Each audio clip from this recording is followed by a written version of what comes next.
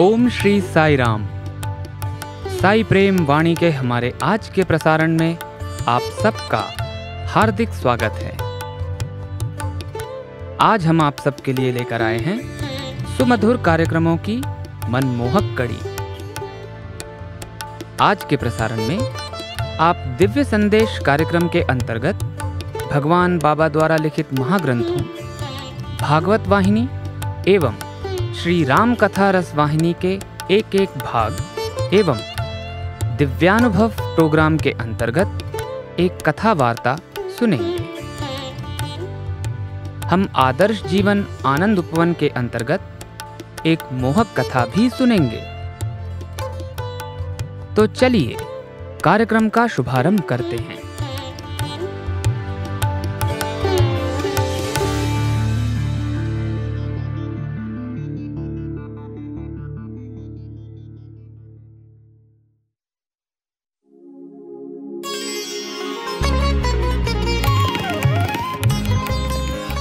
अब प्रस्तुत है दिव्य संदेश। इसके अंतर्गत भगवान बाबा द्वारा लिपिबद्ध किए गए महाग्रंथों में से एक श्री राम कथा रस वाहिनी का एक भाग आज हम प्रस्तुत करने जा रहे हैं। दिव्य संदेश, साई संदेश, दिव्य संदेश, साई संदेश। उसी समय एक शिष्य कुछ ताम्र पत्र लिए अंदर दौड़ा हुआ आया और उसने वे पत्र विश्वामित्र के हाथों में दे दिए। उन्होंने वे ताम्र पत्र रख लिए और थोड़ी देर बाद अपने पास बैठे एक वृद्ध तपस्वी को देकर उससे कहा कि वह इन्हें जोर से पढ़े ताकि सब सुन सकें। उसने पढ़ा कि मिथिला के राजा जनक ने एक बहुत बड़ा यज्ञ रचने का संकल्प किया है और विश्वामित्र से प्रार्थना की है कि वे अपने शिष्यों सहित कृपा पूर्वक वहां पधार कर उन्हें आशीर्वाद दें। यह सुनकर सभी बोले शुभम शुभम। विश्वामित्र ने कहा, पुत्रों, अब हम जंगलों में राक्षसों से निर्भय होकर जा सकते हैं। मैंने सभी आश्रमिकों सहित कल मिथिला के लिए प्रस्थान करने का निश्चय किया है। यह सुनकर राम बोले, गुरुजी, यह तो वास्तव में बड़ी प्रसन्नता की बात है। अब आपको हमारी आवश्यकता नहीं है, अतः यदि आपकी आज्ञा हो तो हम अयोध्या लौट जाएं। कृपया हमें वापस जाने की आज्ञा दें। इस पर विश्वामित्र ने कहा, मैंने किंचित अन्य बातों के लिए भी दशरथ को वचन दिया है। मुझे क्या उन वचनों पर दृढ़ नहीं रहना है? मैंने उन्हें वचन दिया है कि मैं स्वयं तुम्हें अपने साथ उनके पास वापस ले आऊंगा। इसलिए तुम मेरे बिना नहीं लौट सकते। मिथिला नगर में एक अलौकिक यज्ञ अनुष्ठान हो रहा है। अब इतना समय नहीं है कि मैं पहले तुम्हें अयोध्या ले जाऊं और फिर यज्ञ आरंभ होने के समय मिथिला पहुंच सकूं। अगर तुम दोनों भी मेरे साथ मिथिला चलकर उस यज्ञ को देखो तो फिर हम वहीं से अयोध्या चले जाएंगे। इन वचनों को सुनकर राम ने अति निर्णयात्मक उत्तर दिया, गुरुदेव, मेरी प्रधान प्रतिज्ञा है अपने पिता के आदेशों का पालन करना। इसलिए मेरी आपसे एक प्रार्थना है। विश्वामित्र ने कहा, मुझे अपनी प्रार्थना बताओ। राम ने उत्तर दिया, हमारे पिता ने हमें आदेश दिया था कि हम आपके यज्ञ की राक्षसों से रक्षा कर आपको प्रसन्न करें। उन्होंने हमसे कहा था कि हम विजयी होकर लौटें। उन्होंने हमें अन्यत्र यज्ञ में जाने का आदेश नहीं दिया था। क्या मुझे मिथिला जाने के लिए अपने पिता से विशेष आज्ञा नहीं लेनी चाहिए? इस पर विश्वामित्र ने कहा, राम, दशरथ ने केवल इतना ही नहीं कहा था, उन्होंने यह भी कहा था, जाओ ऋषि के सभी आदेशों का पालन करना, उनकी आज्ञा का तनिक भी उल्लंघन मत करना। अतः उन्होंने मुझसे कहा था, गुरुदेव, मेरे बालकों का पूरा दायित्व आप स्वयं पर लें तथा इन्हें अपने साथ ही मेरे पास वापस लाएं। अयोध्या से चलते समय उन्होंने जो कुछ भी कहा था वह तुमने सुना था। इसलिए अब मेरी आज्ञा का पालन करो और मेरे साथ मिथिला चलो। फिर वहीं से सभी लोग अयोध्या वापस चलेंगे। इस योजना में निहित सत्य राम को ज्ञात था और इसलिए उन्होंने सहमत हो सिर हिलाते हुए कहा, हम आपकी इच्छानुसार ही करेंगे। सभी को आदेश मिला कि प्रातः होने से पूर्व ही सभी लोग मिथिला यात्रा के लिए तैयार हो जाएं। विश्वामित्र प्रातः जल्दी उठकर सभी शिष्यों को स्नान आदि हेतु नदी पर ले गए। उन्होंने अति पुलकित हो शिष्यों को बताया कि जब वे पहले कोई यज्ञ करते थे तो उन्हें राक्षसों का सामना कैसे करना पड़ता था। उन्होंने यह भी बताया कि किस प्रकार उनके सभी प्रयास विफल रहे। उन्होंने राक्षसों के नाश हेतु राम के प्रति कृतज्ञता प्रकट की, जिससे केवल आश्रमिकों की ही नहीं अपितु आस पास के सभी क्षेत्रों की सुरक्षा निश्चित हो गई थी और अब सभी लोग प्रसन्न और निर्भय हो अपरिमित शांति व हर्ष का आनंद उठा रहे थे। वह संपूर्ण स्थान अति शांत, एकांत और सुखदायी था। कोमल रेत पर ऋषि उन दोनों भाइयों को अपने निकट बैठाकर राजा जनक द्वारा संकल्पित यज्ञ के विशेष लक्षणों तथा महत्व के विषय में बता रहे थे।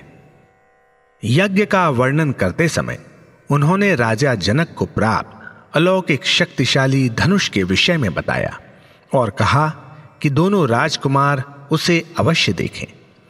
इस पर राम के यह पूछने पर कि राजा जनक के पास वह धनुष कैसे आया, विश्वामित्र ने उन्हें इस प्रकार उत्तर दिया, सुनो, बहुत समय पूर्व देवव्रत नामक मिथिला नरेश ने एक विशाल यज्ञ रचा था, जैसा पहले कोई नहीं कर सका था। उस यज्ञ से देवताओं ने प्रसन्न होकर देवव्रत को यह दैवी धनुष प्रदान किया। यह शिव का धनुष है। राजा जनक चंदन, नैवेद्य, पुष्प, फल, आरती आदि द्वारा विधि विधान पूर्वक प्रतिदिन इसकी पूजा करते हैं। यह दैवी धनुष इतना भारी है कि कोई भी देव, दानव या अन्य वीर उसे उठा नहीं सकता। कई राजाओं ने इसे उठाने का प्रयास किया, किंतु उन्हें अपमान और निराशा ही हाथ लगी। राम, तुम दोनों शूरवीर इस धनुष का परीक्षण करने के योग्य हो। इस आगामी यज्ञ के समय संभवतः वह धनुष भी प्रदर्शन हेतु रखा होगा, अतः निसंदेह यह अति सुंदर अवसर है। इस प्रकार विश्वामित्र धनुष की शक्ति के विषय में वर्णन करते रहे। लक्ष्मण ने अपनी दृष्टि ऐसे फेर ली मानो वे मिथिला जाने का मार्ग खोज रहे हों। तभी राम ने कहा, हमें अवश्य वह धनुष देखना चाहिए। कल हम आपके साथ चलेंगे। यह सुनकर विश्वामित्र प्रसन्न हो गए। रात होने पर सभी लोग सिद्ध आश्रम में चले गए। विश्वामित्र ने सभी आश्रमिकों को बुलाकर आदेश दिया कि प्रातः होते ही वे सब मिथिला के लिए प्रस्थान करने को तैयार रहें। उनमें से कुछ आश्रमिकों ने पूछा, स्वामी, यदि सभी लोग चले जाएंगे तो आश्रम की दैनिक क्रियाओं की देखभाल कौन करेगा?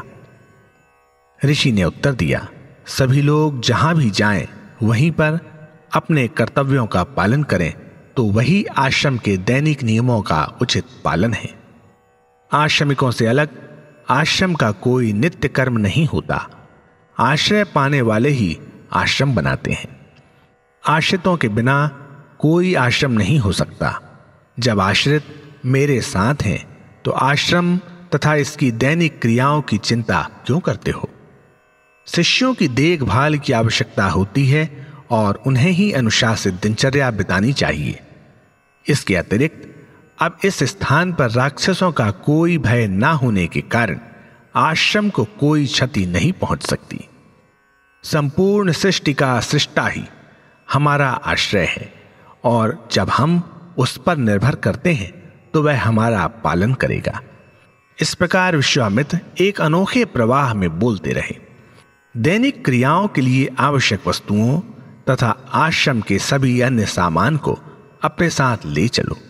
यहां कुछ भी छोड़ने की आवश्यकता नहीं है। कुछ नव शिष्यों ने प्रश्न किया, गुरुजी, हम यहां वापस कितने दिन बाद आएंगे? यदि आप हमें यह बता देंगे तो हम उतने समय के लिए पर्याप्त सामान इकट्ठा कर लेंगे। हम व्यर्थ में ही आवश्यकता से अधिक सामान लाद कर क्यों ले जाएं? विश्वामित्र ने उत्तर दिया, समय या काल शरीर का सेवक नहीं है, बल्कि शरीर ही समय का सेवक है। इसलिए यह कोई नहीं कह सकता कि मैं वापस कब आऊंगा या नहीं भी आऊंगा। मुझे शंका है। यह सुनकर सभी आश्रमिकों के हृदय धक से रह गए। उनके हाथ में पकड़े बर्तन, कपड़े और अन्य वस्तुएं नीचे गिर पड़ी। वे मूर्तिवत हो निरुत्तर हो गए। ना तो वे आग्रह कर सके और ना ही उनमें गुरु से प्रश्न करने का साहस था। अतः उन्होंने कुशा, घास, यज्ञ की लकड़ियां, संस्कारात्मक पात्र तथा बर्तन इत्यादि इकट्ठे कर लिए। विश्वामित्र के वचनों का गूढ़ अर्थ होने के कारण सभी ने अपने अपने तौर पर उसका अर्थ निकाला। रात्रि बीत गई और उषा वेला हुई। सभी लोग तैयार थे। जब वे आश्रम के द्वार बंद कर रहे थे तो विश्वामित्र ने कहा, द्वारों को बंद मत करो, उन्हें खुला रहने दो। यहां कोई भी आ सकता है। इस आश्रम में सभी आगंतुकों का स्वागत होना चाहिए। आज इस आश्रम से हमारा संबंध टूट रहा है। इस पवित्र स्थल के देवताओं, आपका कल्याण हो। मैं अपना यज्ञ कार्य सिद्ध करके यहां से जा रहा हूं। इसके बदले में मेरा आभार स्वीकार करें। अब आपको दानव नहीं सताएंगे। अब आप शांति, समृद्धि तथा प्रसन्नता पूर्वक रह सकते हैं। मैं यह घोषणा करता हुआ सिद्धाश्रम से निकल रहा हूं। मैंने अब पवित्र गंगा नदी के उत्तर तट पर हिमालय पर्वत की उपत्यका में निवास करने का निश्चय किया है। विश्वामित्र ने वन के देवों के प्रति आदर भाव प्रकट करते हुए भूमि को साष्टांग प्रणाम किया। फिर वे राम, लक्ष्मण तथा आश्रम के वरिष्ठ ऋषि मुनियों की मंडली सहित अपनी यात्रा पर चल दिए। आश्रमिकों ने अनुभव किया कि उनका निवास स्थान जंगल या वे कुटियाएं नहीं थी जहां वे इतने समय तक रहे, बल्कि जहां विश्वामित्र थे वहीं उनका निवास स्थान था। उन्होंने अनुभव किया कि उनके लिए हिमालय भी उतना ही वांछनीय था। अतः उन्होंने भी वन देवताओं तथा आश्रम को आभार एवं श्रद्धा अर्पित की। जब वे इस प्रकार उत्तरी दिशा में जा रहे थे तो उन्होंने अपने पीछे जंगल के हजारों हिरणों, मयूरों, पक्षियों तथा पशुओं को दुम उठाए लंबी कतार में भागते आते देखा। विश्वामित्र रुक गए और उनकी ओर मुड़कर बोले, हे जंगलवासियों, मैं जिन स्थानों पर जा रहा हूं वे तुम्हारी सुरक्षा के लिए तथा तुम्हारे जीवन के अनुकूल नहीं होंगे। यह जंगल तुम्हारा स्वाभाविक निवास स्थान है। वियोग को छोड़ दो, हमारा अनुगमन मत करो। तुम यहीं पर रहो। ईश्वर तुम्हें शांति और आनंद देगा। ऋषि ने यात्रा आरंभ करने से पहले उनसे भी विदा ली। दिन भर यात्रा करते हुए वे सोन नदी के तट पर पहुंच गए। उन्होंने रात वहीं बिताई। सभी ने नदी में स्नान किया तथा अग्निहोत्र का कार्य पूर्ण किया। फिर वे गुरु के वचन सुनने के लिए उत्सुकतावश उनके आसपास इकट्ठे हो गए। राम ने पूछा, पूजनीय गुरुजी, यह स्थान अति समृद्ध प्रतीत होता है। इसका नाम क्या है और यहां का क्या इतिहास है, यह मैं जानना चाहता हूं। विश्वामित्र ने उत्तर दिया, राम, ब्रह्मा के एक मानस पुत्र था जिसका नाम कुश था। वह दृढ़ प्रतिज्ञ, आध्यात्मिक क्षेत्र में निपुण तथा नीति विज्ञान में कुशल एक महान तपस्वी था। उसने विदर्भ राजा की कन्या से विवाह किया। वे दोनों ही अपने जीवन में धर्म, अर्थ, काम और मोक्ष, इन चार पुरुषार्थों के प्रति सजग थे और इनका अभ्यास करते थे। उनके चार पुत्र हुए, कुशांब, कुशनाभ, अधूर्तरजक और वसु। सभी पुत्र अपने पिता के समान ही गुणवान, धर्मनिष्ठ और पराक्रमी थे। कुश ने विश्व को 4 भागों में विभाजित कर चारों पुत्रों को एक एक हिस्सा देते हुए कहा, पुत्रों, तुम्हें जो राज्य सौंपे गए हैं उन पर राज्य करो तथा उन्हें समृद्ध बनाओ। तत्पश्चात उन चारों पुत्रों ने अपना अपना दायित्व संभाला और पिता के आदेश का पालन किया। प्रत्येक पुत्र ने अपने राज्य की राजधानी का निर्माण प्रारंभ किया। कुशाम्ब ने कौशाम्बी, कुशनाभ ने महोदय नामक नगर, अधूत रजक ने धर्मारण्य तथा वसु ने गिरिव्रज नगर की स्थापना की। राम, यह क्षेत्र वसु के राज्य में है। हमारे चारों ओर 5 पर्वत हैं, अतः इस नगर को गिरिव्रज कहा जाता है। यह पवित्र सोन नदी सुमगधी के नाम से भी प्रसिद्ध है और इसीलिए इस क्षेत्र को मगध कहा जाता है। मगधी नदी यहां पूर्व से पश्चिम की ओर प्रवाहित होती है और लगता है मानो पर्वतों ने चमेली का हार पहना हो। वसु के ऐश्वर्य के प्रताप से इस नदी तट के आसपास की भूमि सदा शस्य श्यामल और उपजाऊ रहती है।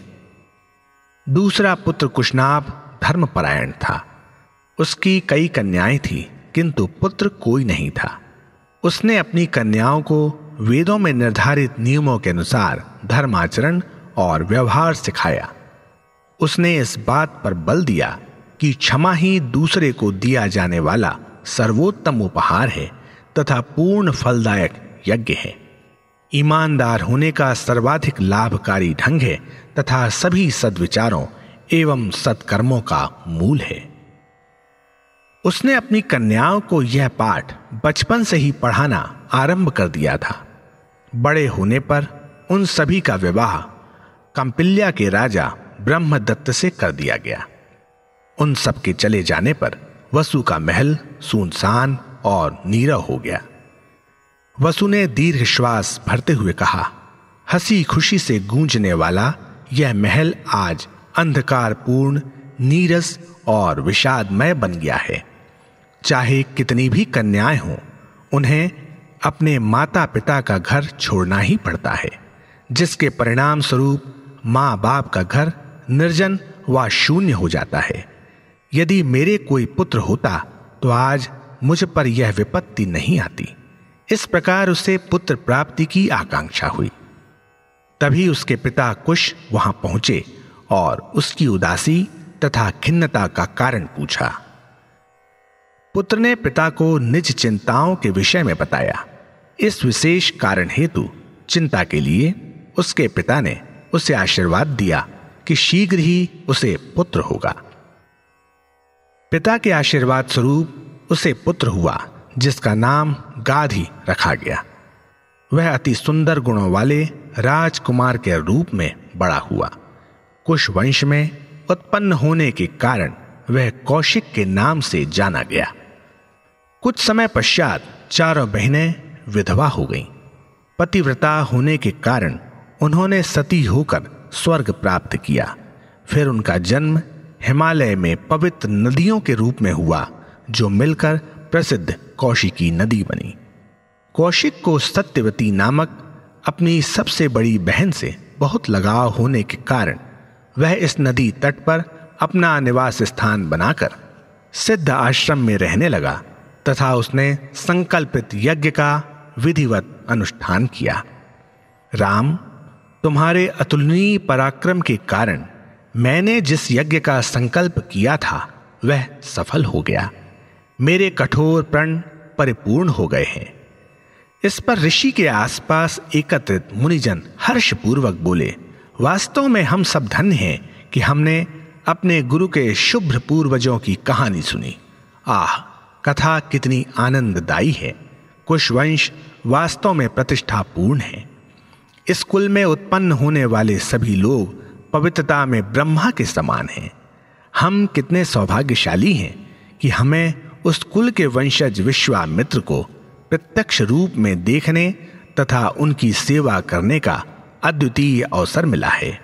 यह हमारे अनेक पूर्व जन्मों के पुण्यों का ही फल है। विश्वामित्र ने उन्हें टोकते हुए कहा, मैं यह सब कथा तुम्हें नहीं सुनाता, लेकिन राम के प्रश्न ने मुझे यह उत्तर देने को बाध्य किया, अन्यथा मैं इस शरीर तथा इसके पूर्व रूपों का वर्णन नहीं करता हूं। रात हो गई है, अब आराम कर लें। रात्रि को सोने में देर होने के कारण शायद कल हमारी यात्रा की गति में थोड़ी ढील पड़ जाए। राम, देखो, तुम्हारी झलक पाने के लिए चंद्रमा सामने के वृक्ष की शाखाओं के बीच में से झांक रहा है। जिस पृथ्वी ने बहुत समय तक सूर्य की तप्त रश्मियों को सहा है, अब चंद्रमा उस पृथ्वी पर अपनी शीतल किरणें डाल रहा है। उस रात सभी लोग गुरु के पूर्वजों की कथाओं का बारंबार विचार करते रहे। उन्होंने प्रातः जल्दी उठकर अपनी नित्य क्रियाएं समाप्त कर लीं। वे दैनिक पूजा पाठ करके यथा समय यात्रा के लिए तैयार हो गए। उन्होंने विश्वामित्र को साष्टांग प्रणाम किया और पंक्ति में खड़े होकर उनके आदेशों की प्रतीक्षा करने लगे। राम ने कहा, गुरुदेव, इस स्थल पर सोन नदी गहरी नहीं है, जल भी अति स्पष्ट व स्वच्छ है। हम इसे पैदल पार कर सकते हैं, इसके लिए नौका की आवश्यकता नहीं है। विश्वामित्र ने उत्तर दिया, बेटा, यह स्थान तुम्हारे लिए नया है, तुम्हें नदी पार करने का ठीक स्थान नहीं मालूम, अतः मैं आगे चलता हूं, पीछे पीछे तुम लोग आओ। ऋषि नदी में उतरकर आगे चलने लगे। सभी लोग कंधे पर अपनी अपनी गठरी टांगे थे। धीरे धीरे चलकर मध्याह्न तक वे जाह्नवी नदी तक पहुंचे। उस नदी के तट पर हंसों, तोतों तथा अन्य पक्षियों का मधुर कलरव सुनाई दे रहा था। वहां के सुरम्य दृश्य को देखकर सभी का हृदय प्रफुल्लित हो उठा। उन सभी ने उस शुभ नदी में स्नान किया और उस नदी का पवित्र इतिहास जानते हुए उन्होंने पूर्वजों तथा देवताओं के प्रति जल तर्पण किया। उन्होंने नदी तट पर अग्निहोत्र करके उसमें शास्त्रोक्त आहुतियां दी। तत्पश्चात वृक्षों से फलादि तोड़कर क्षुधा शांत की और जाह्नवी नदी का शीतल मधुर जल पीकर अपनी प्यास बुझाई। जिस वृक्ष के नीचे विश्वामित्र आराम कर रहे थे, वहीं पर राम और लक्ष्मण भी आकर श्रद्धा पूर्वक उनके पास बैठ गए। राम ने उनसे पूछा, गुरुदेव, क्या ऐसा कहा जाता है कि गंगा त्रिलोकों में 3 धाराओं में बहती है? गंगा नदियों के स्वामी समुद्र में कैसे जा मिलती है? कृपया मुझे यह बताकर प्रसन्न करें। विश्वामित्र ने कहा, बेटा, हिमालय श्रेणियां ही इस संपूर्ण विश्व का आधार हैं। यह सभी पशुओं तथा वनस्पतियों का घर है। इसकी 2 पुत्रियां हैं, गंगा और उमा। गंगा दोनों में बड़ी है। संपूर्ण विश्व इन दोनों की पूजा करता है। देवताओं ने देव कार्य की सिद्धि के लिए ज्येष्ठ कन्या गंगा को मांगा, अतः हिमालय के देवता हिमवान ने त्रिभुवन के कल्याण हेतु तथा देवताओं का आशीर्वाद ग्रहण करने के लिए उन्हें गंगा दे दी। छोटी बेटी उमा ने घोर तपस्वी जीवन प्रारंभ किया। उसे प्रत्येक सांसारिक वस्तु से परम वैराग्य हो गया और वह कठोर आध्यात्मिक नियम में लीन हो गई। अतः हिमवान ने उसका विवाह करने का निश्चय किया। गहन प्रयास करने पर भी बहुत समय तक वह इसमें सफल न हो सका। अंततः वह रुद्र के पास गया और उसे अपनी पुत्री से विवाह के लिए सहमत कर लिया। इस प्रकार वह भी त्रिलोकों द्वारा उपासना की पात्र बन गई। यह जो गंगा तुम देख रहे हो, यह वही है जो देवताओं ने ली थी। इसके 3 चरण हैं, एक आकाश में, एक भूलोक में तथा एक पाताल लोक में। ऋषि विश्वामित्र राम, लक्ष्मण तथा कुछ शिष्यों सहित मिथिला की ओर बढ़ रहे थे और उन सभी को दिन रात अपने पूर्व वृत्तांत तथा जिन स्थानों और राज्यों से होकर वे जा रहे थे, उन पर शासन करने वाले विभिन्न राजवंशों के इतिहास का चित्र वर्णन सुनाकर उन्हें प्रसन्न कर रहे थे। इस प्रकार वे मिथिला नगर के समीप पहुंच गए। उस दिन सायंकाल को ऋषि स्नान आदि नित्य कर्म करके गंगा तट पर रेत पर बैठे थे। राम ने उन्हें स्मरण कराया कि वे इस पुनीत नदी के उद्गम की कथा सुनना पसंद करेंगे। विश्वामित्र ने उत्तर दिया, रामचंद्र, तुम्हारे पूर्वज ही गंगा को पृथ्वी पर लाए। उनके पुण्य के परिणाम स्वरूप ही आज भूवासी इसके जल से स्वयं को शुद्ध कर रहे हैं, इसके शुभ्र जल में स्नान कर रहे हैं तथा प्रातः एवं सायंकालीन तर्पण कर रहे हैं। गंगा तो दिव्य पवित्रता की परम धारा है। इसका अमृत जल अनश्वरता प्रदान कर सकता है। गंगा शिव की जटाओं में निवास करती थी, इसीलिए यह परम पवित्र है। यह कल्याणकारिणी है। विश्वामित्र के मुख से गंगा नदी का उत्कृष्ट वर्णन सुनकर रामचंद्र ने कहा, शक्ति एवं शुद्धता के अलौकिक गुणों से संपन्न नदी को पृथ्वी पर लाने में मेरे पूर्वज कैसे सफल हुए? यदि आप हमें यह कथा सुनाएं तो हमें बहुत आनंद आएगा। राम की इस विनम्र प्रार्थना को सुनकर विश्वामित्र ने कहा, राम सुनो, प्राचीन काल में अयोध्या पर राजा सागर राज्य करते थे। वे धर्मनिष्ठ शासक तथा पराक्रमी योद्धा थे।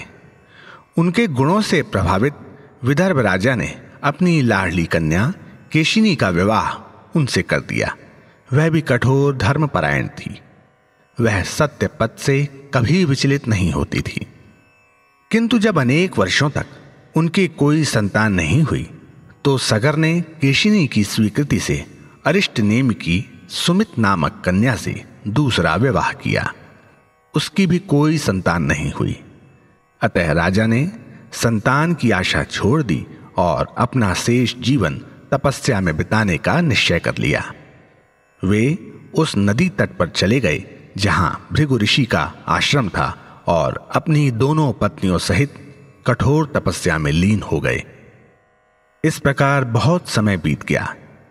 एक दिन प्रातःकाल सत्यनिष्ठ ऋषि भृगु राजा के पास आए और बोले, हे राजन, इस प्रकार शरीर को कष्ट देना बंद करो।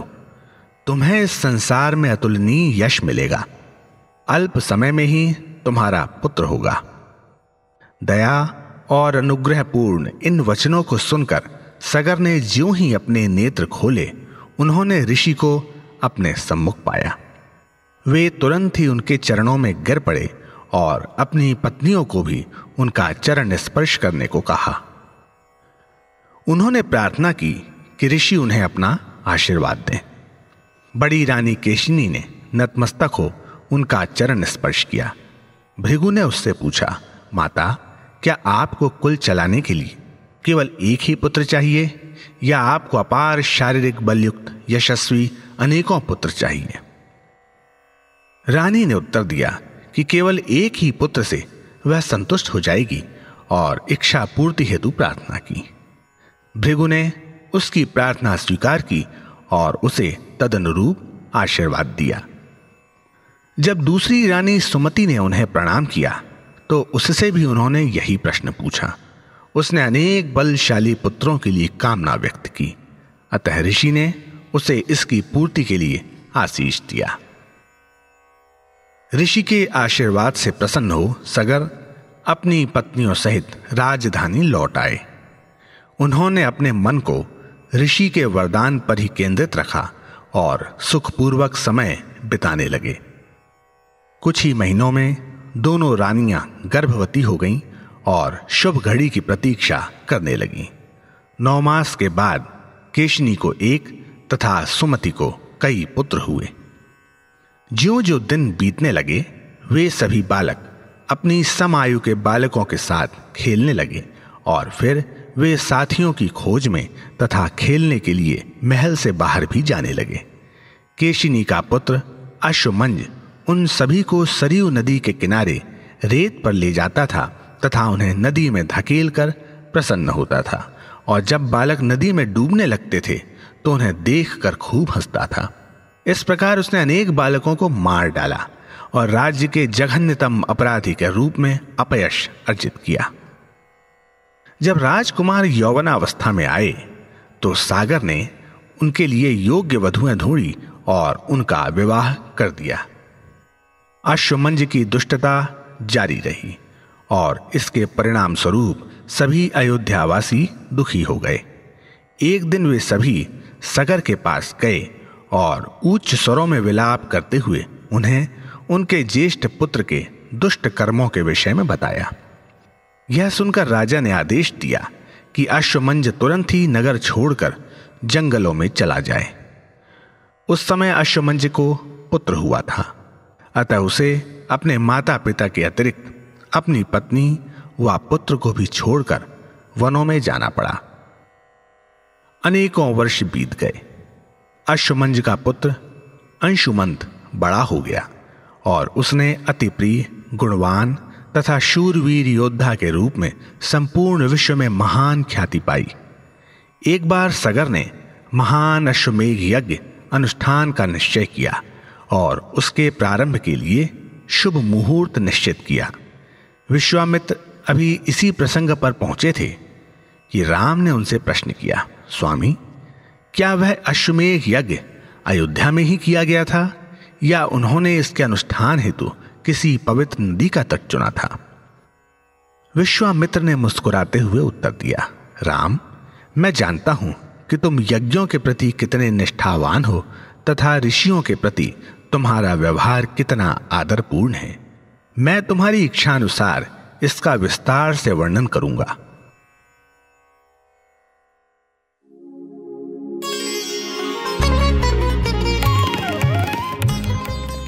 अभी आप सुन रहे थे दिव्य संदेश। आज आपने भगवान बाबा द्वारा लिपिबद्ध किए गए महाग्रंथों में से एक श्री राम कथा रसवाहिनी का एक भाग सुना। भवसागर तार का दिव्य संदेश, साई संदेश, दिव्य संदेश, साई संदेश।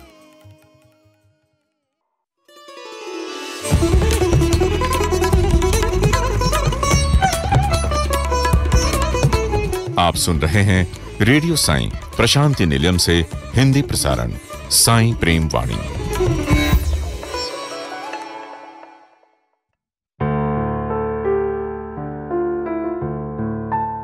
अब प्रस्तुत है हमारा प्रोग्राम दिव्यानुभव।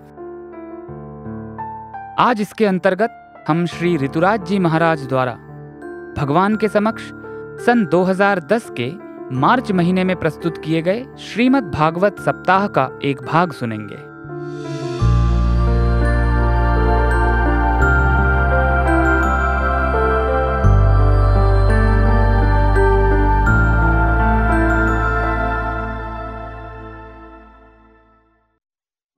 भगवान ने एक ऑर्गेनाइजेशन बनाया, एक संगठन बनाया। इस युग में जैसे भगवान ने अपने दीन भक्तों के लिए, अपने वनवासी भक्तों के लिए, अपने ग्राम्य भक्तों के लिए, है ना, उन भक्तों के लिए जो भक्त जिनके गांव में सिंचाई की व्यवस्था नहीं है, उन भक्तों के लिए जिनके गांव तक स्वास्थ्य की सुविधाएं नहीं पहुंचती हैं, उन भक्तों के लिए भगवान ने ये संगठन बनाया, श्री सत्य साई सेवा संगठन।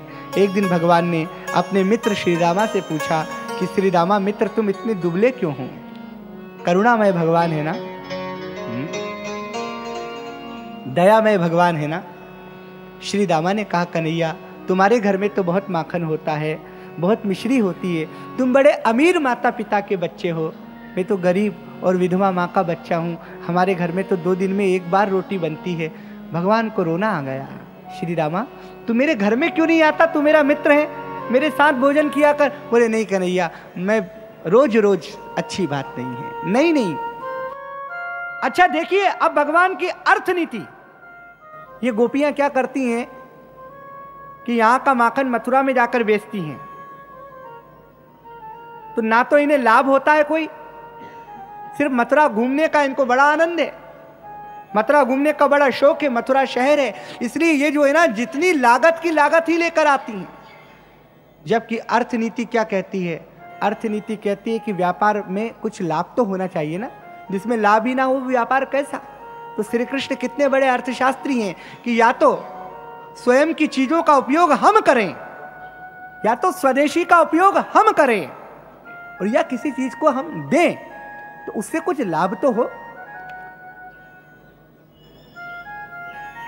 और भगवान ने एक संगठन बनाया कि अब जो भी गोपी माखन लेकर यहां से मथुरा जाए उसकी मटकी फोड़ दो।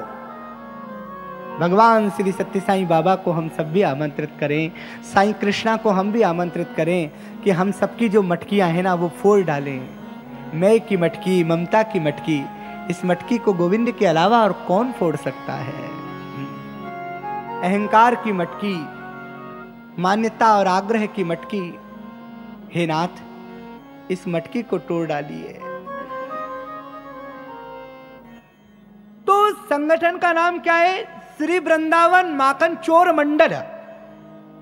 श्री वृंदावन माखन चोर मंडल, इसके अध्यक्ष हैं भगवान श्री कृष्ण, उपाध्यक्ष हैं बलदाऊ जी, सचिव हैं श्री रामा जी, है ना, और इसकी योजना समिति के अध्यक्ष हैं मधुमंगल जी।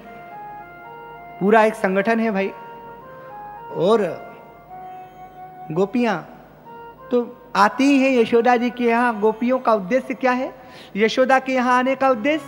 कि चलो सखी जहां जाइए, जहां बसत साईनाथ। चलो सखी जहां जाइए, जहां बसत साईनाथ। गोरस बेचत हरि मिले, एक पंथ दो काज।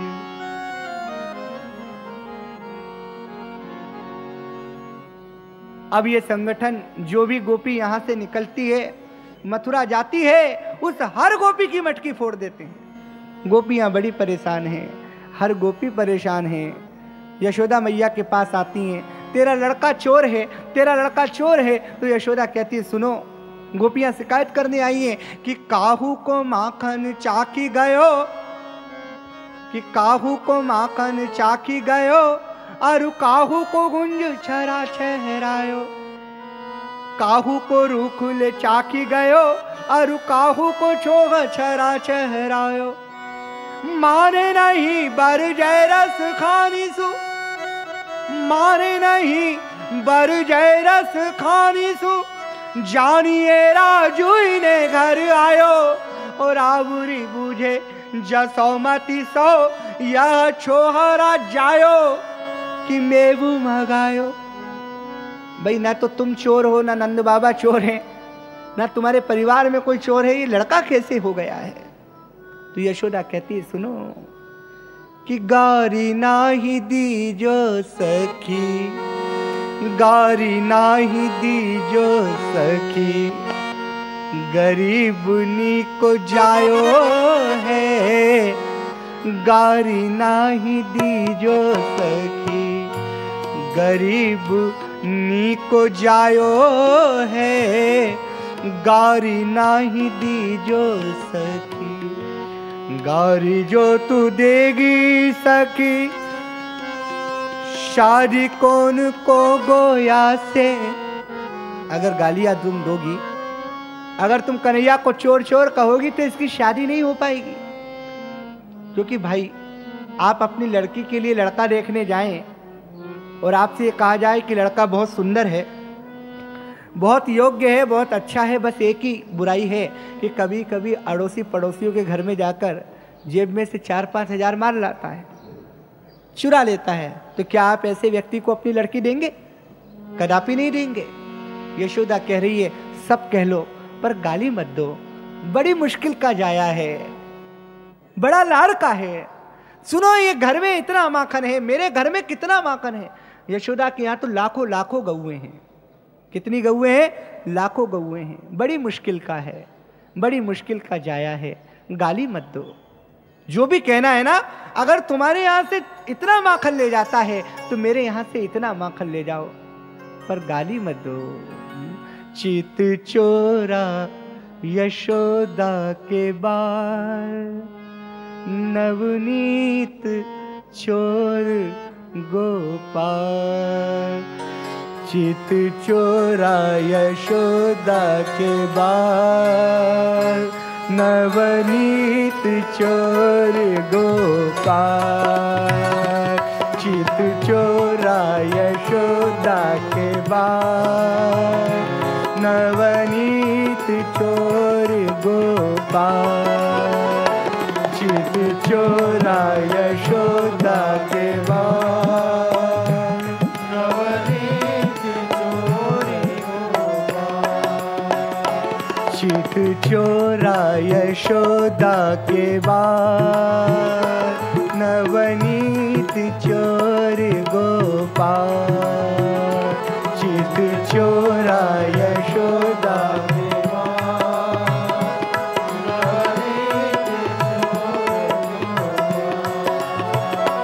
गोपाल गोपाल गोपाल गोपाल गोपाल।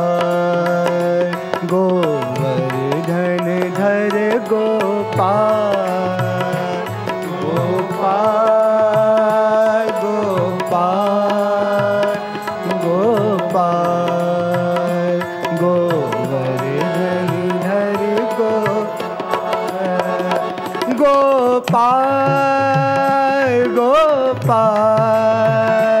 गोपाल गोपाल। गोवर्धन धर गोपाल, गोपाल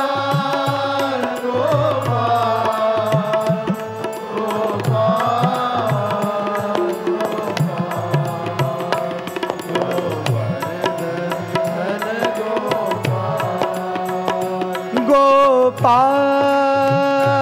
गोपाल गोपाल गोपाल।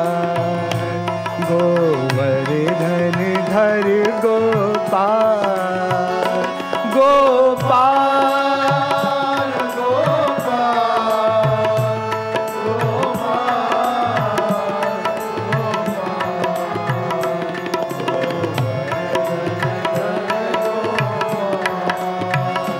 चित चोरा यशोदा के बाल, नवनीत चोर गोपाल।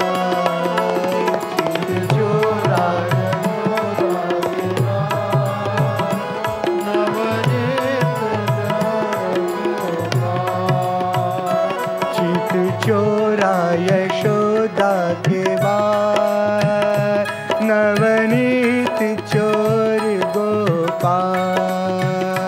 चित चोरा यशोदा के बाल, नवनीत चोरा के बाल।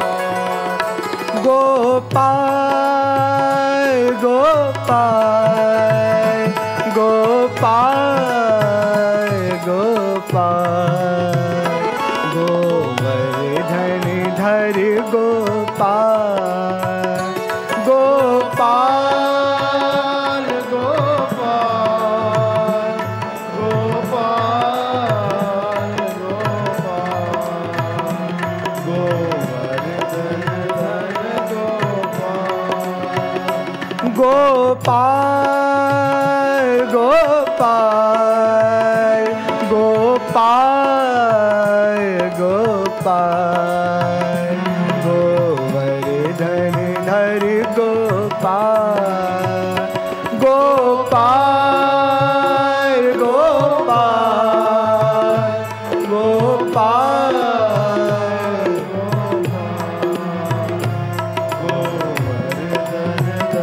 गोपाल।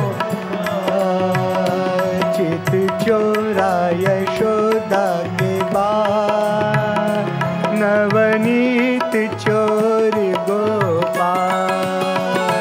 चित चोरा यशोदा के बाल,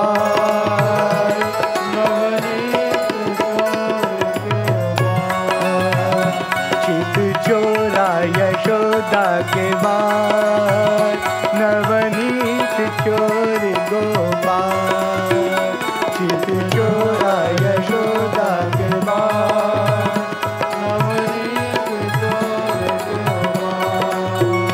गोपाल, गोपाल गोपाल गोपाल, गोवर्धन धर गोपाल, गोपाल गोपाल गोपाल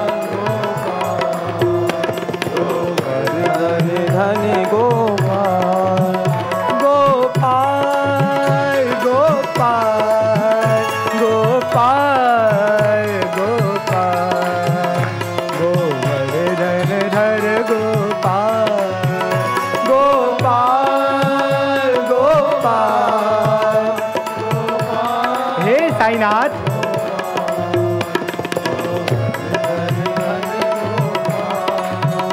चित चोरा यशोदा के बाद नवनीत चोर गोपाल, चित चोरा यशोदा के बाद चित चोरा यशोदा के बाद नवनीत चोर गोपाल। इहि चेदवेदिदम सत्यमस्ति, चैदीहमहदीन वैदी विनष्टि, भूतेषु भूतेषु विचिन्त्य धीरा, प्रेत्यस्माल्लोकादुमृता भवन्ति। बन्दी विभूषितकरान् नवनीरदाभाद, पीताम्बरादरुणबिम्ब फलादरोष्ठात्, पूर्णेन्दु सुन्दर मुखाद दरविन्द नेत्रात्, कृष्णात् परं किमपि तत्त्वमहं न जाने।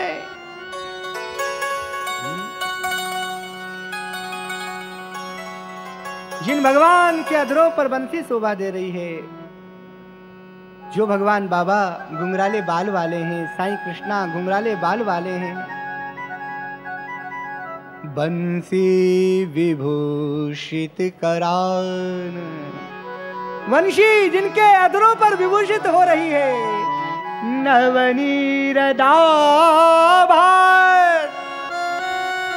जो सदैव माखन का भोग लगाते हैं, पीताम्बरा दरुण बिंब फलादरोष्ठात्,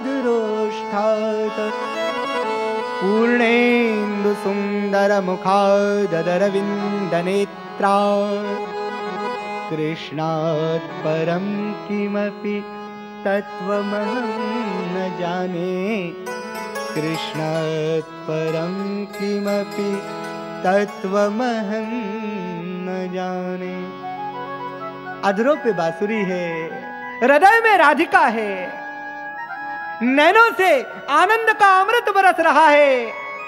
उन भगवान साईं कृष्ण की महिमा का वर्णन कौन कर सकता है। धन्य है वृंदावन, धन्य है पुट्टपर्ती, और धन्य है श्री अयोध्या धाम को, और धन्य है इस भारत भूमि को कि स्वयं वेद पुरुष यहाँ शिशु बनकर आए हैं। स्वयं वेद पुरुष यहाँ कि व्यापक ब्रह्म निरंजना,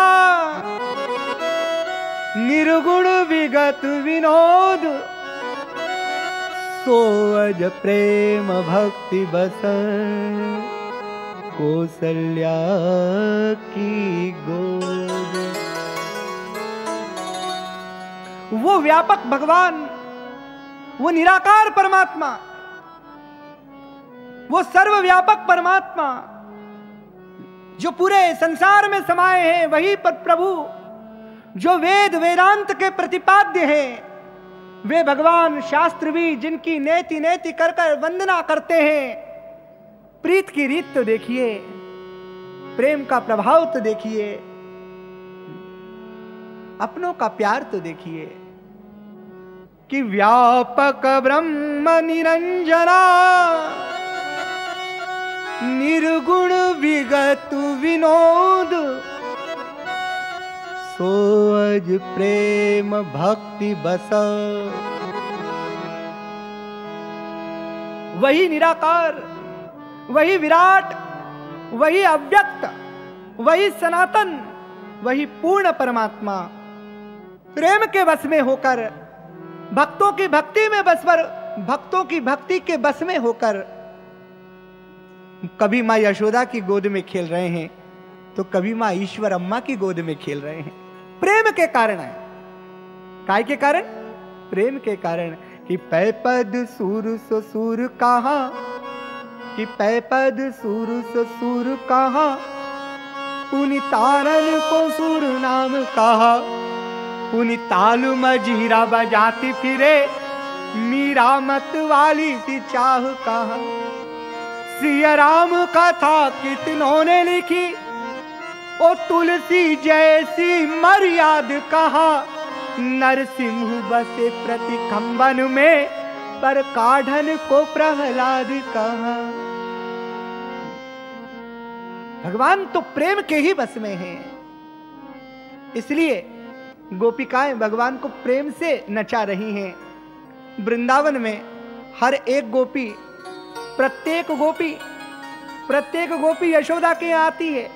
कोई और कोई शिकायत करने आती है, कोई कुछ कहने आती है, कोई कुछ कहने आती है, लेकिन सबका एक ही उद्देश्य है कि यशोदा के यहाँ शिकायत करना तो एक बहाना है, असली उद्देश्य तो श्याम सुंदर को पाना है, भगवान के दर्शन करने हैं। विचलित हो गए।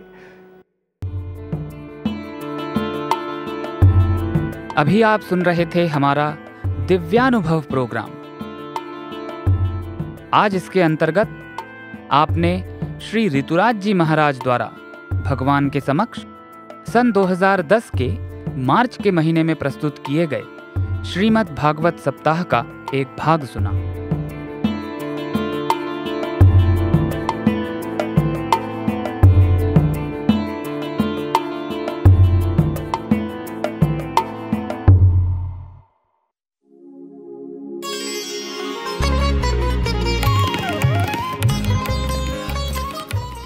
अब प्रस्तुत है दिव्य संदेश। इसके अंतर्गत भगवान बाबा द्वारा लिपिबद्ध किए गए महाग्रंथों में से एक भागवत वाहिनी का एक भाग आज हम प्रस्तुत करने जा रहे हैं। दिव्य संदेश, साई संदेश, दिव्य संदेश, साई संदेश।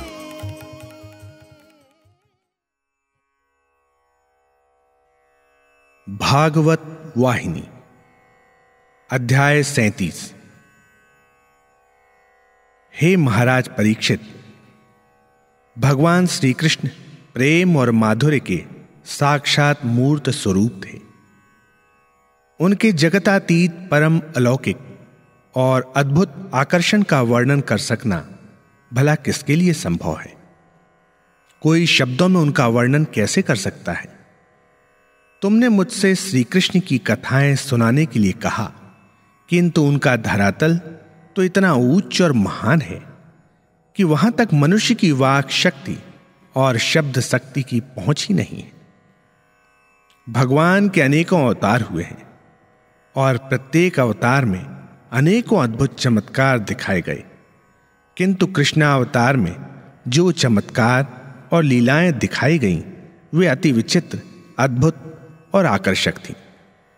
एक बार उनके केवल मुस्कुराने मात्र पर जब उनकी दंतावली दिखाई गई तो जिनके हृदय में प्रेम का स्रोत था, जिनमें भक्ति गहरी थी, जिन्होंने अपनी इंद्रियों, वासनाओं, आसक्तियों और संकल्प विकल्पों पर विजय पाली थी, उनमें भावनाओं की उत्ताल तरंग उमड़ पड़ी। प्रेम और भक्ति का ज्वार आ गया।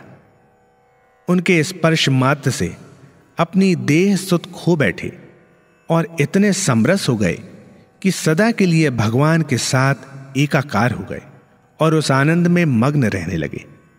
कभी कभी जब भगवान मनोविनोद करते, हास्यपूर्ण कहानियां सुनाते, तो सुनने वाले अपने भाग्य को सराहते थे और सोचते थे कि उनके समान सौभाग्यशाली संसार में और कौन हो सकता है। गोप और गोपियां, ब्रज के नर नारी अपने दैविक काम धंधों में कितने भी व्यस्त क्यों ना हो, यदि श्री कृष्ण को देख भर लेते थे तो अपने स्थान पर ही मंत्र मुग्ध से खड़े रह जाते, मानो कोई मूर्तियां हों। ऐसा था कृष्ण का प्रेम और आकर्षण। और ब्रज की नारियों ने तो अपने मन और प्राण ही कृष्ण को समर्पित कर रखे थे। कृष्ण उनके लिए प्रेम और करुणा की साक्षात मूर्ति थे। कोई भी विद्वान जिसका ज्ञान और अनुभव चाहे जितना ऊंचा हो, ब्रजवासियों के उस आनंद, उनके स्वभाव, प्रकृति और व्यवहार को पूर्ण रूपेण समझने और उनका वर्णन कर सकने में समर्थ नहीं हो सकता, क्योंकि भाषा में इतनी शक्ति ही नहीं है, वाणी में इतना सामर्थ्य ही नहीं है।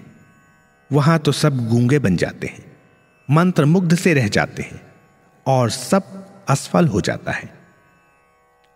गोप और गोपियों की भावपूर्ण भक्ति, समर्पण की कोई सीमा ही नहीं थी। उद्धव सदृश ज्ञानी ने भी उन्हें देखकर यही कहा था, हमने अब तक अपना जीवन वृथा ही गवाया। भगवान श्री कृष्ण चंद्र के सुखद सानिध्य में इतने समय तक रहकर भी मैं उनके प्रेम और प्रताप तक पहुंच सकने में समर्थ नहीं हो सका। भगवान के प्रति जो भक्ति और प्रेम इन गोप गोपियों में है, उसका एक अंश मात्र भी मेरे हृदय में नहीं है, जिससे कि उसका अंधकार दूर हो, वह आलोकित और प्रकाशित हो। यदि पुनः उसी रूप में जन्म हो जिस रूप में अब हूं, तो निरर्थक और महत्वहीन होगा। यदि गोप या गोपी के रूप में जन्म पाने का परम सौभाग्य ना मिल सके, किंतु वृंदावन के कुंजों में करील के एक झाड़ में ही अपना स्थान पा सकूं, या वहां चमेली की लता का ही रूप ग्रहण कर सकूं, तो अपने को सौभाग्यशाली समझूंगा। और यदि यह सब कुछ भी संभव ना हो सके, तो चाहूंगा कि वृंदावन के उन मैदानों में दूब के रूप में ही स्थान पा सकूं, जिस पर होकर गोप गोपियां और श्री कृष्ण नित्य विहार के लिए आते हैं। उद्धव ने इस प्रकार पश्चाताप किया था। उन्होंने बड़ी भक्ति भावना और वेदनापूर्ण हृदय से अपनी उपयुक्त अभिलाषा व्यक्त की थी। उनका हृदय इस भाव से इतना भर गया था कि बस उसी से उनका कल्याण और उद्धार हो गया। इसलिए जो यह कहता है कि गोपियों और कृष्ण के संबंध काम वासनापूर्ण और निम्न स्तर के थे, उन्हें अज्ञानी और मूर्ख ही समझना चाहिए। इसके अतिरिक्त और क्या कहा जा सकता है। ऐसे लोगों के कथन की ओर कोई ध्यान देने की आवश्यकता ही नहीं है। हे राजन, केवल वे ही कृष्ण की लीलाओं को समझ सकते हैं जिनके हृदय अति निर्मल और पवित्र हों, अन्य कोई नहीं। महाराज परीक्षित ने जब यह सुना तो बहुत प्रसन्न हुए। मुस्कुराते हुए उन्होंने शुकदेव जी से प्रश्न किया, हे गुरुवर, उद्धव जी वृंदावन कब गए थे? ऐसी क्या बात हो गई थी कि उन्हें श्री कृष्ण के पास से वृंदावन जाना पड़ा? मुझे कृपा करके समझाएं। शुकदेव ने कहा, हे राजन, उद्धव भगवान श्री कृष्ण से एक क्षण के लिए भी अलग नहीं हो सकते थे, किंतु श्री कृष्ण ने ही उन्हें अपना संदेश देकर गोपियों के पास वृंदावन भेजा। ऐसी दशा में वृंदावन जाने के अतिरिक्त उद्धव के पास और कोई चारा ही नहीं था।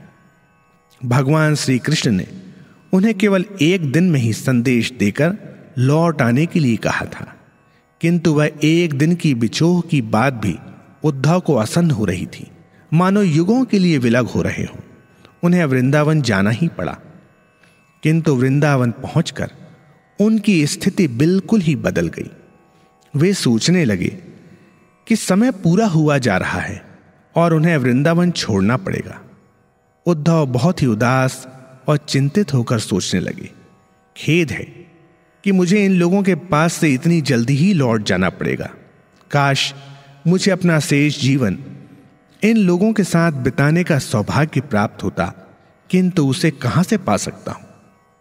हे राजन, देखा तुमने, भक्त और भगवान में कोई अंतर होता है क्या? उद्धव को श्री कृष्ण के पास से वृंदावन आने पर इतनी मानसिक वेदना नहीं हुई थी जितनी कि उन्हें गोपियों के पास से लौटने पर हुई। श्री कृष्ण का आनंद तो दोनों ही स्थानों पर समान रूप से प्रवाहित था। गोपी और गोपाल में, भक्त और भगवान में वास्तव में कोई अंतर ही नहीं है। गोपियों ने तो अपने हृदय भगवान की क्रीड़ा स्थली के रूप में परिवर्तित कर लिए थे। उनके मंदिर बन गए थे जिसमें उन्होंने भगवान को प्रस्थापित कर रखा था। उनके अंतर की पिपासा तो कृष्ण रस के अमृत पान से ही तृप्त होती थी। उद्धव को गोपियों की कृष्ण विरह वेदना की गहराई का अनुभव प्राप्त हो गया। गोपियों की श्री कृष्ण के प्रति सच्ची प्रीति की प्रामाणिकता सिद्ध हो चुकी थी। उद्धव को यह भी भान हो गया था कि कितनी उद्विग्न और आतुर थी गोपियां श्री कृष्ण का संदेश सुनने को, उसके पालन करने को। गोप और गोपियों ने एक क्षण भी अपना ध्यान इधर उधर नहीं होने दिया। वे दत्तचित्त पूर्ण उत्कंठा के साथ श्री कृष्ण की क्रीड़ाओं, लीलाओं, कथाओं और कार्यों का विवरण सुनते रहे। संपूर्ण ब्रिज पर श्री कृष्ण का ऐसा मधुर और सुखद प्रभाव था कि चेतन तो जड़वत हो गए थे और जड़ चेतन हो गए थे। उद्धव ने स्वयं अपनी आंखों से देखा कि गोवर्धन पर्वत भी द्रवित हो गया था। उससे आनंद के आंसू प्रवाहित हो रहे थे। उद्धव ने यह भी देखा कि गोपियां जब दैविक आनंद भाव में डूब जाती थीं, तो जड़वत मूर्ति के समान हो जाती थीं। उद्धव को ये नए अनुभव बड़े अद्भुत लगे। इनके सामने का अंधकार छट गया और दिव्य आलोक से आलोकित हो गए। मुनिवर शुकदेव जी भी गोपियों की भक्ति की विशेषताओं का वर्णन करते हुए इतने आनंद मग्न हो गए कि उनके नेत्रों में आनंद के आंसू छलक पड़े। वे अपनी सुधि खो बैठे और समाधिस्थ हो गए। ऐसा प्रायः हो जाता था। उनके आसपास बैठे कथा सुनने वाले संत, महात्मा तथा ऋषिगण भी आनंद मग्न हो जाते और उनमें शुकदेव जी सदृश ज्ञानी को भी इतना अधिक आत्म विभोर होते हुए देखकर श्री कृष्ण के दर्शन की उत्कट अभिलाषा तीव्र हो उठती।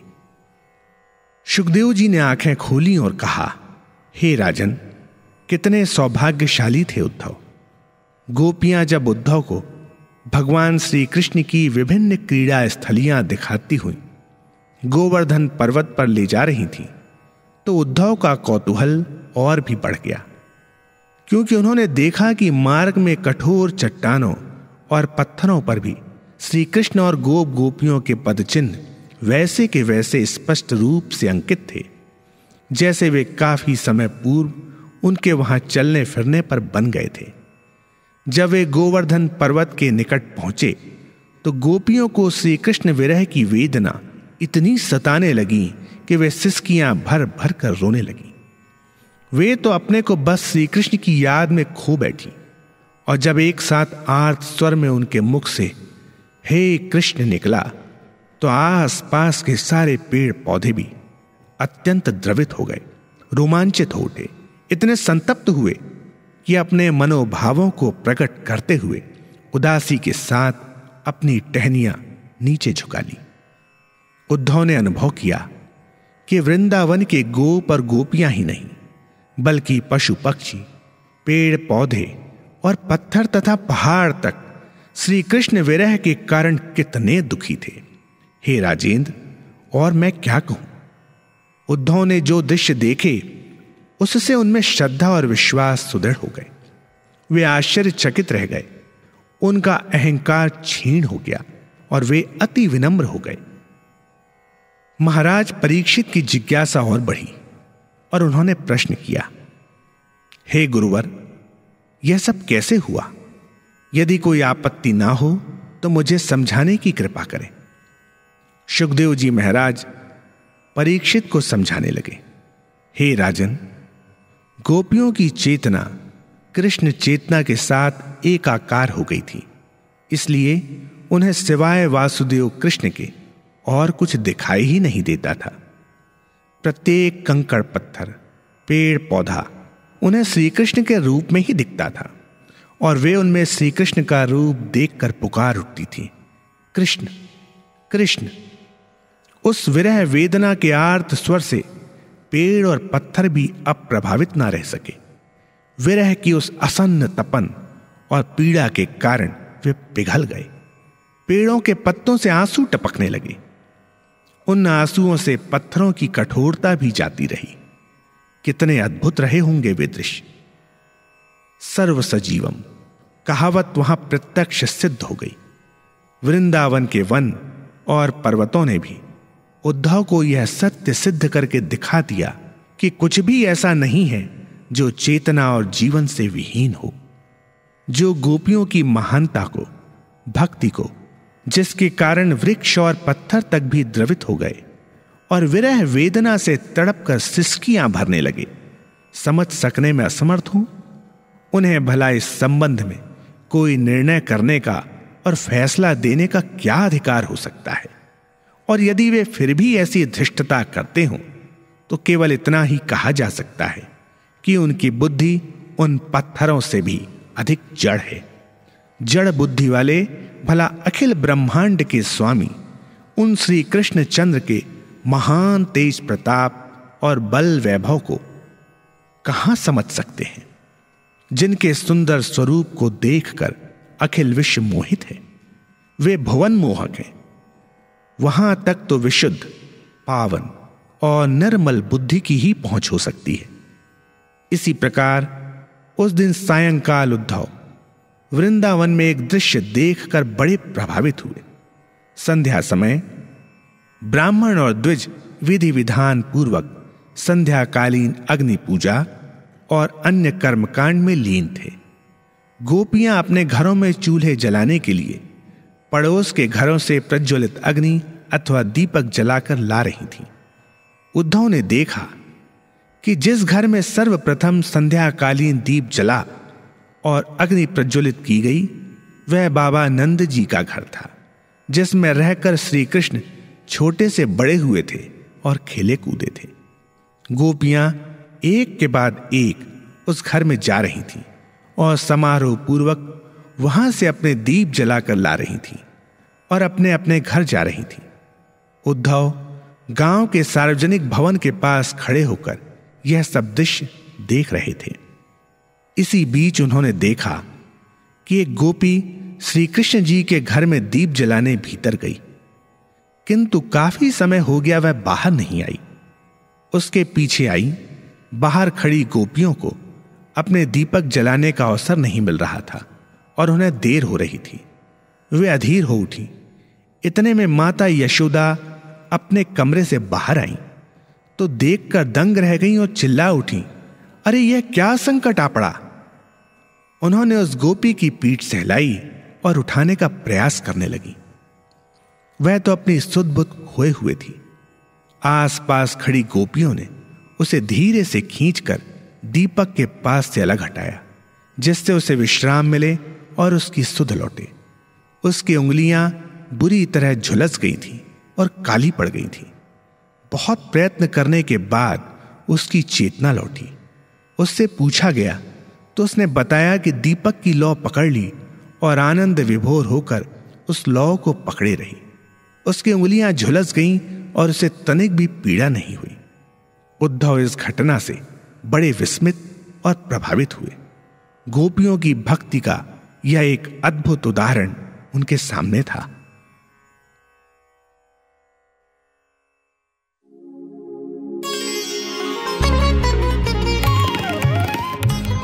अभी आप सुन रहे थे दिव्य संदेश। आज आपने भगवान बाबा द्वारा लिपिबद्ध किए गए महाग्रंथों में से एक भागवत वाहिनी का एक भाग सुना। भवसागर तार का दिव्य संदेश, साई संदेश, दिव्य संदेश, साई संदेश।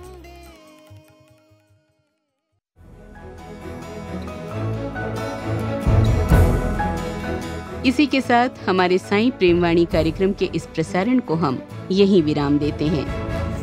आशा है हमारा आज का कार्यक्रम आपको पसंद आया होगा। अपने सुझावों को हम तक जरूर भेजें। हमारा व्हाट्सएप नंबर है 9393258258 93 258 258।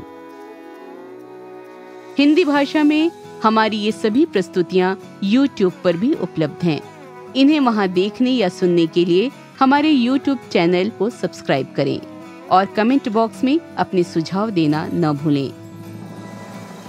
हे स्वामी, आप दिव्य पिता हैं, हम आपके अंश, हम में गूंजें गीता के स्वर, स्वार्थ मोह न हमें बांधे कभी, हम करुणा सागर की बन जाएं लहर। ये प्रार्थना आपके श्री चरणों में अर्पित करते हुए और ये प्रसारण आपको समर्पित करते हुए अब वाणी को विराम देते हैं। धन्यवाद। सप्रेम साईं राम।